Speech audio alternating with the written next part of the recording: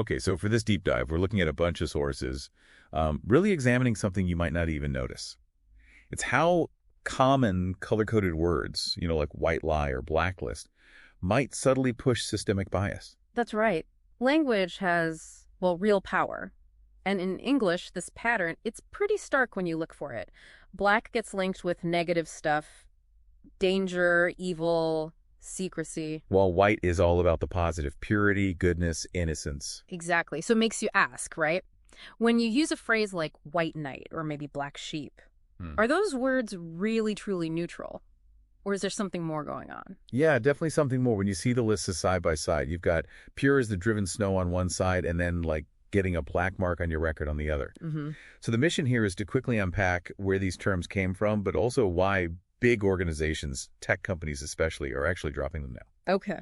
So let's start with the negative side, the association with black. It seems pretty consistent, doesn't it? Things like blackmail, the black market. Or being blackballed.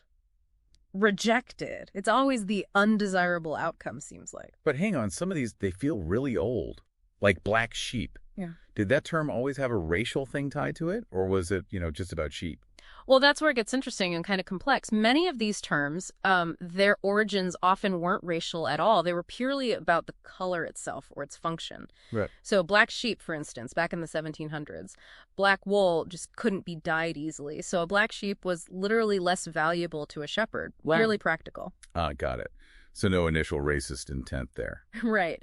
And this is the key point researchers like Frank Houghton make. Even if the origin was innocent, the consistent pattern today, black equals bad.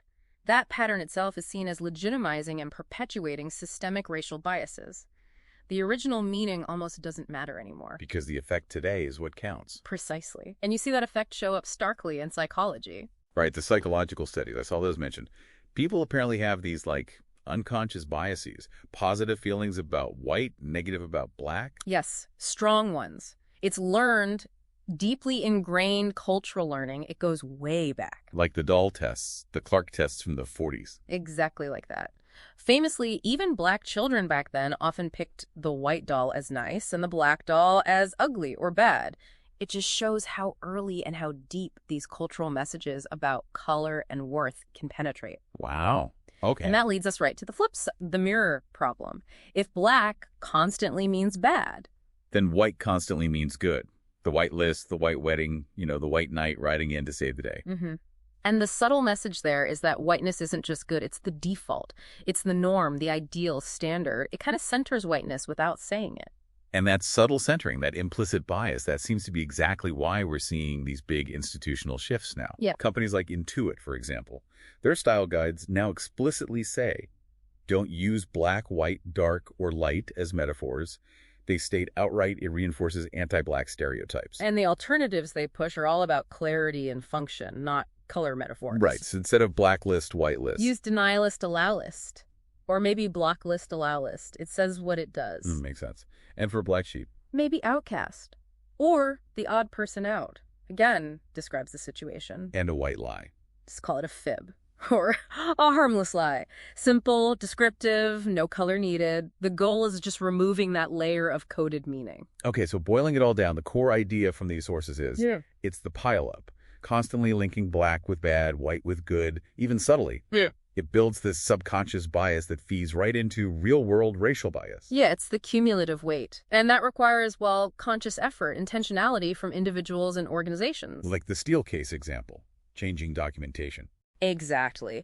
They switched to allow list, block list, specifically because they recognized the old language itself could contribute to exclusion.